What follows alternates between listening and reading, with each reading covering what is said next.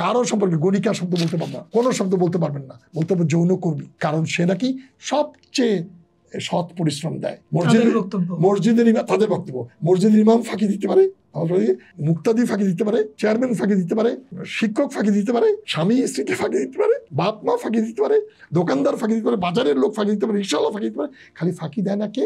একেবারে সৎ পরিশ্রম দেখে যে হচ্ছে যৌনকর্মী। সেই জন্য তাকে সবচেয়ে মর্যাদা দিয়ে স্বীকৃতি দিতে হবে। একটি যৌনকর্মী বলে ফেলছে যে আমার মা এখানে কাজ করে দৌলত দিয়ে, এবং আমিও দৌলত দিয়ে থাকবো, কারণ এটা খুব ভালো একটা পেশা, আমি যৌনকর্মী। এটা তো সৎ পরিশ্রম এবং এটা স্বীকৃত হচ্ছে, সরকার সবাই স্বীকার করতেছে। এখন আপনি কি জবাব দিবেন? আরেকটা জিনিস, আপনি কি আপনার মায়ের জন্য সেটা কল্পনা করবেন? আপনি কি আপনার স্ত্রীর জন্য এটা কল্পনা করবেন? আপনি কি নিজে ওই অবস্থায় যেতে চাইবেন? আপনি কি আপনার মেয়ে এসে বললো যে আমি এখন তো যৌনকর্মী হতে চাই, কারণ তুমি তো তোমার কমিশনের রিপোর্টে বলে দিয়েছো, তোমরা বলে দিয়েছো যে যৌনকর্মী হওয়াটা কোনো অপরাধ না।